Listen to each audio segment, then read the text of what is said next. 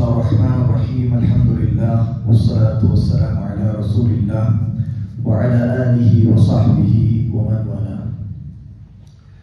الدروس المهمة لعامة الأمة. முஸ்லிம்கள் அனைவரும் கற்றுக்கொள்ள வேண்டிய பாடங்கள். சில மாதங்களுக்கு முன்பு ஷேகுல் இஸ்லாம் இப்னு பாஸ் ரஹிமஹுல்லாஹ் அவர்களுடைய அந்த புத்தகத்தை நாம் தொடங்கினோம். அதனுடைய முதல் பாடத்தில் ஷேக் அவர்கள் ஒவ்வொரு முஸ்லிமும் கற்றுக்கொள்ள வேண்டிய விஷயங்களாக முதலில் குர்ஆனிலிருந்து சூரா அல் ஃபாத்திஹா, அதோடு சூரா ஜல்சலாவிலிருந்து கடைசி ஜுஸுல இதா ஜுல்சிலத்தில் அர்து ஜில்சாலஹா அந்த சூறாவிலிருந்து குர்ஆனை முடிக்கின்ற சூரா அன்னாஸ் குல் அஊது பிரப்பின் நாஸ் இந்த சூறாக்கள் வரைக்கும் ஒவ்வொருத்தரும் அதை ஓதுகிற முறை, அதனுடைய கருத்து என்ன, அதை எப்படி நம்முடைய வாழ்க்கையில் அமல் செய்யணும், இதை பற்றி கற்றிருக்க வேண்டும். இது அவசியமானது அப்படிங்கிறது தான் முதல் பாடத்தில் குறிப்பிடலாம். அப்போ அதில் நாம் அங்கிருந்து தொடங்கணும். தொடங்கி சூரா ஃபாத்திஹா அதை ஓதுகிற முறை, அதற்கு பிறகு சூரா ஜல்சலா, ஆதியாத் இதெல்லாம் முடிச்சோம். அதற்கு அடுத்த சூரா அல் காரியா, திடுக்கிடக்கூடிய சம்பவம், நிகழ்ச்சி என்று அல்லாஹு தஆலா இறக்கி இருக்கக்கூடிய ஒரு சூரா. இன்று கூட இஷாவில் நாம இரண்டாவது ரக்காயத்தில் இமாம் அவர்கள் அந்த சூறா ஓதினாங்க. அந்த சூறாவை ஓதுகிற முறை முதலில் நாம் தெரிந்து கொள்ள வேண்டியது. அஊது பில்லாஹி மினஷ் ஷைத்தானிர் ரஜீம். பிஸ்மில்லாஹிர் ரஹ்மானிர் ரஹீம். அல் காரியா, ஒரே வார்த்தை தான், அல் காரியா இல்லை. நாம எங்க தப்பு பண்றோம்? காஃப் காஃப் இந்த ரெண்டே உச்சரிக்கிற விஷயத்துல தப்பு நடக்கும். அதுக்கு காரணம் நாம அங்க நேரடியாக அல்லாஹ் என்ன வார்த்தை பயன்படுத்துறது, அதற்கு என்ன எழுத்து இருக்குங்கிறத நம்ம அறியாம இருக்கோம். ஒண்ணு அரபிய ஓத தெரியாதனால, அதாவது குர்ஆன ஓத தெரியாதனால நாம சில நேரத்தில் டிரான்ஸ்லிட்ரேஷன், அதாவது இங்கிலீஷ்லயோ தமிழ்லையோ அதை எழுதி வைத்ததை படிக்கிறதுனால அல் காரியா அல் காரியான்னு ஓதுறவங்க இருக்கிறாங்க. அப்படி அல்ல.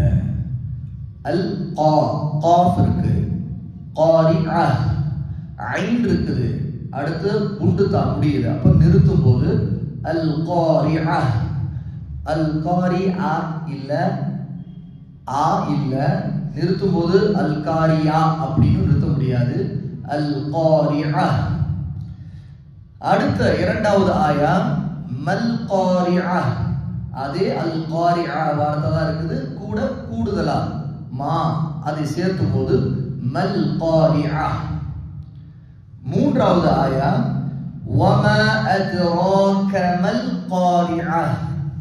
வமா அந்த இடத்துல தஜ்வீதுடைய ஒரு சட்டம் இருக்குது, கல்கலா. அந்த தால் சுக்கூன் வைத்த தால் ஓதும்போது அத்து நிறுத்தக்கூடாது. வமா அத்ராக மல் காரிஆ என்று சொல்றோம். இது ஒரு புரிதலுக்கு நான் உங்களுக்கு இப்படி சொல்றேன். ஆனால் நான் அடிக்கடி சொல்ற விஷயம், நாம் ஓதுவதை இன்னொருத்தர் ஓதி காட்டி அவர் திருத்த வேண்டும். இப்படி திருத்தித்தான் அதை சரியான ஓதிக்கொள்ள முடியும். கேட்கறத கொண்டு பிழை இருக்குன்னு தெரிஞ்சுக்கலாம், ஆனா பிழையை திருத்தி வரலாம் ஆக முடியாது. அதனால நம்ம யூடியூப் வீடியோஸ்லயே கூட நிறைய இந்த மாதிரி நம்ம சரியான முறையில் ஓதுவதற்கான வீடியோஸ் இருக்கு. அதை கேட்கலாம்.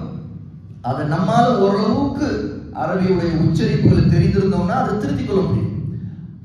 அதையும் இன்னொருத்தரோட ஓதி காட்டி நான் சரியான உச்சரிக்கிறேனா அப்படின்னு கேட்காத வரைக்கும் ஒரு ஹாஃபிஸ் அல்ல ஒரு காரி சரியா ஓத தெரிந்த ஒருத்தர் அவர் அந்த பிழைகளை திருத்தினா மட்டும்தான் திருத்த முடியும். அதனால இப்ப நான் சொல்றது ஒவ்வொருத்தையும் சொல்ல போனா கேட்கணும், நீங்க ஓதுன்னு கேட்கணும். அதுல ஏதோ பிழைகள் இருந்தா திருத்தணும். ஆனா இந்த பிழைகள் எந்த இடத்துல ஏற்படுங்கிறதா இந்த மாதிரியான சிறிய நேரத்துல நாம தெரிஞ்சுக்கிறோம். அதுக்கடுத்து நான்காவது ஆயா யௌம யகூனுன் நாசு கல் ஃபராஷில் மப்தூஸ். யௌம யகூனுன் நாசு, சீன் அன்னாசு, யகூனுன் நாசு அந்த இடத்துல குன்னா செய்து நம்ம ஓதணும். ஏன்னா ஷத்தா இருக்கு, தஷ்தீத் இருக்குது. யௌம யகூனுன் நாசு கல் ஃபராஷில் மப்தூஸ். அந்த கல் ஃபராஷ் அந்த ஷீன சரியா அந்த சவுண்ட் கேட்க விதமா வரும். யௌம யகூனுன் நாசு கல் ஃபராஷில் மப். அந்த இடத்துல கல்கலா பாவுக்கு மேல சுக்குன் இருக்கும். அப்போ யௌம யகூனுன் நாசு கல் ஃபராஷில் மப்சூஸ் இல்ல, அது நாம பிழையா ஓதிடுவோம். அந்த இடத்துல தப்பு பண்ணுவோம். மப்சூஸ் அதாவது அந்த தா, அந்த இடத்துல தூங்களையும் தாதா இருக்குது. அலிஃப் ப த தா. நாக்கை கொஞ்சம் வெளியே நீட்டும். அந்த இடத்துல நம்ம பற்கள் முற்பற்கள் கிடையாது, கொஞ்சம் காத்து வெளியேறும். அந்த தா சரியான முறையில நாம சொல்லணும். சாவோ சாவோ அந்த மாதிரி சொல்ல முடியாது. யௌம யகூனுன் நாசு கல் ஃபராஷில் மப்தூஸ். அப்ப ரெண்டுமே தா தான். அடுத்து 5வது ஆயா வதகூனுல் ஜிபாலு கல்இஹ்னில் மன்ஃபூஷ். இந்த இடத்துல பொதுவா 2 தவறுகள் நடக்கும். வதகூனுல் ஜிபால் அது நம்ம கரெக்டா ஓதிடுவோம். வதகூனுல் ஜிபாலு கல்இஹ். அந்த இடத்துல ஐன் அடுத்து ஹா, அந்த இடத்துல சரியா அந்த இடத்துல வரும். அப்ப அந்த இடத்துல அந்த எழுத்துக்களை சரியா உச்சரிக்கும். கல்இஹ் கல்இஹ்னில் மன்ஃபூஷ். மன்ஃபூஷ் சொல்லும் போதும் அந்த இடத்துல நாம வந்து அது கல் மன்ஃபூஷ் அது நிறுத்தும் போது ஷீனை வந்து அந்த சவுண்டோட நிறுத்தணும். வதகூனுல் ஜிபாலு கல்இஹ்னில் மன்ஃபூஷ். அடுத்த 6வது ஆயா ஃபஅம்மா மன் ثقلت موازينه. நிறுத்தும் போது மவாசீனு. இந்த இடத்துல ஆரம்பத்துல ஃபஅம்மா அந்த இடத்துல குன்னா பண்ணணும். ஏன்னா மீமுக்கு மேல ஷத்தா இருக்குது. ஃபஅம்மா மன் திரும்ப அந்த இடத்துல நாம வந்து அந்த மீம் நூன் சாக்கின் வருது. அப்ப அந்த இடத்துல ஃபஅம்மா மன் அப்படி வரும். மன் தகுல் ஃபா அந்த சகுலத் இல்ல, சீன் இல்ல, ஃபா. எந்த தாவ மப்சூஸ்ல பார்த்தோமோ அதே தா தான். அப்போ வந்து ஃபஅம்மா மன் தகுலத் மவாசீனு நிறுத்தும் போது மவாசீனு அப்படி நிறுத்தணும். அதுக்கு அடுத்தது 7வது ஆயா ஃபஹுவ ஃபீ ஈஷத்திர் ராதியா. فهو في عين ஈஷத்தின் இல்ல عين كسرة يا سكون فهو في ஈஷத்தின் இருக்குவாங்க. அடுத்து ராதியா இருக்குது. அப்ப சேர்க்கும் போது நாம அதை சேர்க்கிறோம். அப்ப அது எப்படி சேர்ப்போம் அப்படின்னா فهو في عيشة راضية அப்படின்னு இருக்கும். ரா வந்து அந்த ராங்கிற ஏற்கனவே சொல்லி இருக்கிறேன். ரா வந்து இந்த மாதிரி உச்சரிக்கணும். அலிஃபோடு அதை நீட்டி உச்சரிக்கும் போது ரா ஃபத்தாவோடு இருக்கும்போது ஃபஹுவ ஃபீ ஈஷத்திர் ராதியா. ரா தா அதுக்கடுத்து தாது இருக்குது. ராதியால ராலியா இல்ல. நிறைய பேர் ராலியான்னு ஓதிடுவாங்க. ஏன்னா சாதுக்கு அடுத்து புள்ளி வைக்கிற அந்த தாது வருது. அந்த தாதை வந்து அது மோட்டாவான வார்த்தை தான். அப்போ நாம இந்த இடத்துல அது கஸ்ராவோட இருந்தாலும் அதை நம்ம எப்படி ஓதுவோம்? ராதியா ராதியா. அப்ப நிறுத்தும் போது குண்டுத்தாவோட இருக்கும். அப்போ ஃபஹுவ ஃபீ ஈஷத்திர் ராதியா அப்படி நிறுத்தும். 8வது ஆயா வஅம்மா திரும்ப அங்க நாம குன்னா பண்ணி மீம் மேல ஷத்தா இருக்குன்னா வஅம்மா மன் கஃபத் அங்க மன் தகுலத் ஓதணும். இங்க வந்து அதே நூன் சாக்கின் இருந்தாலும் இங்க அப்படி ஓத மாட்டேன். இங்க இதுஹார்னு சொல்லுவாங்க. தஜ்வீதில் இதுஹார் செய்து அதை வெளிப்படுத்தி ஓதுவது. ஏன்னு கேட்டா அதுக்கு அடுத்த வார்த்தை ஹஃபத். ஹ ஹாங்கிறது ஒரு மோட்டாவான எழுத்து. அது வந்து நம்ம அதை வெளிப்படுத்தி வரும். அந்த அந்த ஹாக்கு முன்னாடி வரக்கூடிய நூன் சுக்குன் வச்ச நூனை வந்து அந்த இடத்துல குன்னா பண்ண மாட்டாங்க. அப்ப நம்ம எப்படி ஓதுவோம்? அப்ப وَأَمَّا مَنْ خَفَّتْ مَوَازِينُهُ وَأَمَّا مَنْ خَفَّتْ அப்படி சேர்த்து உடனே சொல்லணும். وَأَمَّا مَنْ خَفَّتْ مَوَازِينُهُ இதுதான் அடுத்த ஆயத். அடுத்து 9வது ஆயத் فَأُمُّهُ هَاوِيَةٌ فَأُمُّ அந்த இடத்துல மீமுக்கு மேல ஷத்தா இருக்கும். فَأُمُّهُ அதுல குன்னா பண்ணி فَأُمُّهُ هَاوِيَةٌ ஹாவியா சொன்னா ஹாவியான்னு சொல்லக்கூடாது. ஆவியா மாதிரி ஹா ஹா. அப்போ فَأُمُّهُ هَاوِيَةٌ فَأُمُّهُ هَاوِيَةٌ அப்படி வரும். 10வது ஆயா وَمَا أَدْرَاكَ مَا هِيَ وَمَا أَدْرَاكَ مَا هِيَ 11வது ஆயா கடைசி ஆயா நாருன் ஹாமியா. அங்க நாம முதல்ல பார்க்கும்போது ஹாவியா எந்த ஆயா 9வது ஆயத்துல. அடுத்து கடைசி 11வது ஆயத்துல இது வந்து ஹாமியா. அது ஹாவியா, இது ஹாமியா. நாருன் ஹாமியா நாருன் நாருன் நாருன் ஹாமியா. அப்படியே அந்த இடத்துல குன்னா எதுவும் செய்யாம நேரடியா சொல்லணும். நாருன் ஹா வந்து நல்லா அந்த ஹா காற்று வெளியே வர்ற மாதிரி தொண்டையிலிருந்து வரக்கூடிய எழுத்து. நாருன் ஹாமியா அப்படின்னு வரும். அப்ப இதுதான் ஓதுகிற முறை.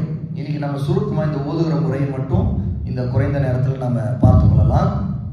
அடுத்து இப்போ ஒரு தடவை நம்ம திரும்ப முழுக்க ஒரு தடவை ஓதுவோம்.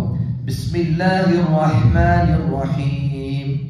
அல் காரிஅஹ் மல் காரிஅஹ் வமா அத்ராக மல் காரிஅஹ் யௌம யகூனுன் நாஸு கல் ஃபராஷில் மப்தூஸ் وتكون الجبال كالعهن المنفوش فأما من ثقلت موازينه فهو في عيشة راضية وأما من خفت موازينه فأمه هاوية وما أدراك ما هي نار حامية.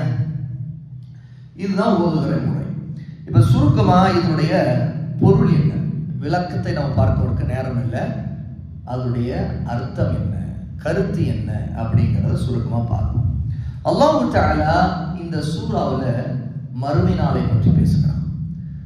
அல் காரிஅஹ் என்று சொன்னா திடுக்கிடக்கூடிய நிகழ்ச்சி, திடுக்கிடக்கூடிய சம்பவம்.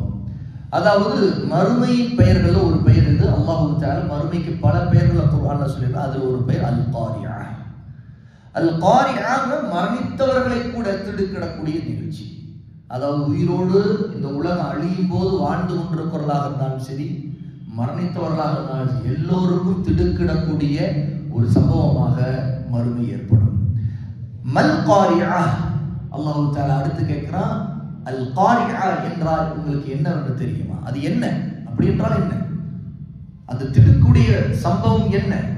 வமா அத்ராக மல் காரிஅஹ், நபியே நீங்கள் அந்த திடுக்கிடும் சம்பவத்தை பற்றி, அந்த நிகழ்ச்சியை பற்றி ஏதேனும் உங்களுக்கு யாராவது சொல்லி இருக்கிறார்களா, அறிவித்தது உண்டா, உங்களுக்கு அதை பற்றி நீங்கள் தெரியுமா, உங்களுக்கு தெரியுமா என்று கேட்டுவிட்டு அல்லாஹ் சொல்றான். அது எப்படிப்பட்ட நிகழ்ச்சி, எப்படிப்பட்ட சம்பவம்? யௌம யகூனுன் நாஸு கல் ஃபராஷில் மப்தூஸ். மறுமை நாளில், அந்த நாளில் மக்கள் என்ன நிலையில் இருப்பார்கள் என்றால், அவர்கள் ஈசல்களை போல பரப்பப்பட்டிருப்பார்கள், சிதறி கிடப்பார்கள். ஈசல்களை பார்க்கும்போது எப்படி அது சிதறி கிடக்குதோ, அங்கும் இங்கும் போய்கொண்டிருக்குதோ, அது போல மனிதர்கள் மறுமை ஏற்படும் போது சிதறி போனவர்களாக இருப்பார்கள், அங்கும் ஓடிக்கொண்டிருப்பார்கள், பயத்து நடுக்கத்தில் இருப்பார்கள். அந்த திடுக்கிடக்கூடிய அந்த சம்பவம் அவர்களுக்கு திடுக்கிடக்கூடியதாக இருக்கும். அவர்கள் நடுங்கக்கூடிய நிலையில் இருப்பார்கள். மனிதர்கள் மிகப்பெரிய ஒரு கவலையிலும் பயத்திலும் நடுக்கத்திலும் இருப்பார்கள். وَتَكُونُ الْجِبَالُ كَالْعِهْنِ الْمَنْفُوشِ அந்த நாளில் மலைகள், அல்லாஹ் இந்த பூமியிலே நிலைநாட்டி இருக்கிற மலைகள் இருக்கிறது, அசையாத மலைகள். ஆனா அந்த மலைகள் கூட பஞ்சு போல கொட்டப்பட்டு அது பறந்து கொண்டிருக்கும். மலைகளுக்கே அந்த நிலை என்றால் அந்த மறுமை நேரத்தில் மனிதனுடைய நிலை என்ன? அதுதான் ஒரு திடுக்கிடக்கூடிய நிகழ்ச்சி என்றால் அது எப்படிப்பட்ட திடுக்கத்தை ஏற்படுத்தும்? மலைகள் கூட உழுக்கப்பட்டு அது சிதறடிக்கப்பட்டு அது ஒரு பஞ்சுகள் போல ஆக்கப்பட்டு கொட்டப்பட்டிருக்கும். இந்த பூமியிலே மலைகள் எல்லாம் தரைமட்டமான நிலையை அது ஏற்படுத்தும். அப்படிப்பட்ட நிலைக்கு பஞ்சுகள் போல மலைகள் பறக்கின்ற நிலை ஏற்படும் என்று அல்லாஹ் தஆலா சொல்றார். இதுதான் மறுமை ஏற்படும் போது உள்ள நிலைமை. فَأَمَّا مَنْ ثَقُلَتْ مَوَازِينُهُ. இதற்கு முன்னாடி உள்ள ஆயத்து வரைக்கும் நாம பார்த்தது மறுமை ஏற்படும் போது உள்ள நிலைமை. அதற்கு பிறகு ஏற்பட்டு எல்லாம் அழிக்கப்பட்டு ஒவ்வொரு மனிதர்களும் உயிர் கொடுக்கப்பட்டு எழுப்பப்பட்டு விசாரிக்கப்படுகிற நேரம், அந்த நேரத்தில் மனிதனுடைய நிலை என்ன இருக்கும்? ஒவ்வொரு மனிதன் விசாரிக்கப்படுவானே அந்த மனிதன் நிலை. யாருடைய எடை கனமாக ஆகிவிட்டது. ஏன்னா அல்லாஹ் தஆலா மனிதர்களுக்கு தீர்ப்பளிக்கும் போது மீசானை நிறுத்துவான். மீசான் தராசு. அப்போ நன்மைகளும் தீமைகளும் எடை போடப்படுகிற தராசு. அப்போ ஒரு தட்டில நன்மைகள் எடை போடப்படும், இன்னொரு தட்டில தீமைகள் எடை போடப்படும். அப்போ அதுல யார் வெற்றி பெறக்கூடிய நிலையாக இருப்பாரு? யாருடைய தட்டு கனமாகி விட்டதோ. கனமாகி போறது, தட்டு கனமாகிறது. அதாவது நன்மையின் தட்டு கனமாகி இறங்கிவிட்டால் மவாசீனுஹு, அவருடைய எடை போடக்கூடிய அந்த மீசான் கனமாகி விட்டதோ, ஃபஹுவ ஃபீ ஈஷத்திர் ராதியா, அவருடைய நிலைமை என்ன தெரியுமா? அவர்தான் சந்தோஷமான திருப்திகரமான வாழ்க்கைக்கு திரும்புவார். அவருடைய நிலைமை என்ன? அவர் மறுமையில் அடுத்து என்ன? அவர் சொர்க்கம் போவார். அப்போ மீசான் தராசிலே நம்முடைய நன்மையின் தட்டு கனமாகி அது இறங்க வேண்டும், பாவத்தின் தட்டு மேலே உயர்ந்து அது லேசாகிவிடும். அப்படி ஆகிவிட்டால் அந்த தீர்ப்புல யாருக்கு அப்படி ஆனதோ அவர் சொர்க்கத்திற்கு போவார். ஏன்னா அவர் திருப்திகரமான ஜட்ஜ்மெண்ட், தீர்ப்பை அடைந்து விடுவார். அல்லாஹ் அவரை சொர்க்கத்திற்கு அனுப்புவார். அதுதான் அவருடைய ஈஷா, அவருடைய வாழ்க்கை ராதியா, திருப்திகரமானதாக மாறிவிடும். வஅம்மா மன் கஃபத் மவாசீனுஹு, யாருடைய தட்டு லேசாக ஆகிவிட்டதோ, அதாவது ரொம்ப லேசாயிடுச்சு. என்னன்னு கேட்டா அவருடைய தட்டு லேசானதுக்கு காரணம் அவருடைய நன்மை அவ்வளவு குறைவு, அது லேசாகிவிட்டது. பார்த்தால் பாவத்தின் தட்டு கனமாகிவிட்டது. அப்ப பாவத்தின் தட்டு கனமாகிவிட்டு இவற்றை நன்மை இல்லை, அவர் நன்மை ரொம்ப லேசாகி இருக்கிறது, குறைவான நன்மைகளோட வந்திருக்கிறார். அவை பாவத்தின் தட்டு கனமாகிவிட்டால் இவருடைய நிலைமை என்ன ஆகும்? சுப்ஹானல்லாஹ். ஃபஉம்முஹு ஹாவியா, அவருடைய தங்குமிடம் அவர் எங்கே இருப்பார் என்றால் ஹாவியாவிலே இருப்பார். ஹாவியா என்றால் என்னது? வமா அத்ராக மா ஹியா, அது என்னவென்று நபியே உங்களுக்கு ஏதேனும் தெரியுமா? உங்களுக்கு அறிவித்தது என்ன என்று அல்லாஹ் கேட்டுவிட்டு சொல்லுகிறான். நாருன் ஹாமியா, அதுதான் நரகத்தின் கனிந்து கடுமையாக எரியக்கூடிய நெருப்பு, நரக நெருப்பு. அப்போ அவர் ஹாவியாவுக்கு வீசப்படுகிறார். அவருடைய தங்குவிடம் அதுதானா? அது என்ன? அதான் ஹாவியா என்பது நரகம், நரகத்திற்கான ஒரு பெயர், நரக நெருப்புக்கான பெயர்கள். இப்படி பலவிதமான விளக்கங்கள் அதற்கு. ஃபஉம்முஹு ஹாவியானா அதற்கு நம்முடைய சலஃப் தாபிஊன்கள் சஹாபா விளக்கம். ஃபஉம்முஹு, அவருடைய தாய் ஹாவியாவாக இருக்கும். அப்படின்னா நரகத்தில ஹாவியாங்கிற நரகத்தில் அவர் வீசப்படும் போது, அவர் தலை குப்புற வீசப்படும் போது அவருடைய தலை முதலாவதாக அந்த நெருப்புக்கு போகும், அவருடைய உடல் போவதற்கு. அப்போ ஒரு மனிதனுடைய மூளை தான் ஒரு மனிதனுக்கான தாயம். அப்ப தலைதான் முக்கியமா ஒரு மனிதனுடைய முக்கியமான உறுப்பு, அதுதான் மொத்த உடல் உறுப்புகளுக்கு தாய். அந்த தலையிலும் அவருடைய மூளை தான் தாய். அப்போ ஒரு மனிதன் நரகத்திலே ஹாவியாவிலே ஃபஉம்முஹு, அவனுடைய தாய் யார் என்று கேட்டால் அவனுக்கு தாயாக இருப்பது ஹாவியா தான். அப்போ ஒரு குழந்தை தாயை சார்ந்து தான் வாழ முடியும், தாய் இல்லாமல் வாழ முடியாது. தாயோட தான் அந்த குழந்தை, தாய்க்கு அதுதான் உலகம். அதாவது குழந்தைக்கு அந்த தாய் தான் உலகம், தாயை தான் எப்பவுமே சார்ந்து, எதா தாயை தான் தேடும். அப்போ எப்படி ஒரு குழந்தை தாய் சார்ந்து இருக்குதோ, தாயோட எப்போ இருக்குதோ, அது போல நன்மையின் தட்டு லேசாகி பாவத்தின் தட்டு கனத்து ஒரு மனிதன் நரகத்திற்கு வீசப்படுகிறான் என்றால் அந்த நரகம் எப்படிப்பட்டது? ஹாவியாங்கிற நரகமா இருக்கும். அந்த ஹாவியாங்கிற நரகம் அது எப்படிப்பட்ட நாருன் ஹாமியா, அது கனிந்து எரியக்கூடிய கொழுந்து விட்டு எரியும் கடுமையான நெருப்பாக இருக்கும்.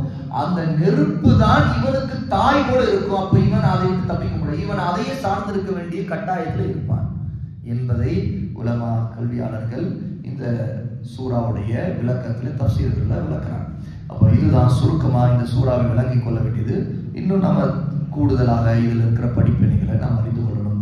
அல்லாஹ் சுப்ஹானஹு வ தஆலா நம்ம இந்த குறைந்த நேரத்தில் சூறாவை ஓதுகிற முறையும் அதில் நம்ம எதில் பிழை செய்யாமல் பார்த்துக்கொள்ள என்பதையும் இதனுடைய சுருக்கமான விளக்கத்தை பார்த்து கொண்டோம். அல்லாஹ் தஆலா நாம் எதை கற்றுக்கொண்டோமோ அதிலே உறுதியாக சரியான நேர்வழி பற்றி பிடித்து வாழக்கூடியவர்களாக, அல்லாஹ்வுக்கு அஞ்சக்கூடியவர்களாக, பாவங்களை விட்டு விலகக்கூடியவர்களாக, நரகத்தை விட்டு பாதுகாக்கப்பட்ட வெற்றி பெற்ற கூட்டமாக சொர்க்கத்துக்கு செல்லக்கூடியவர்களாக அல்லாஹ் நம் அனைவரையும் ஆக்குவானாக. வ ஆகிரு தஅவானா அல்ஹம்துலில்லாஹி ரப்பில் ஆலமீன்.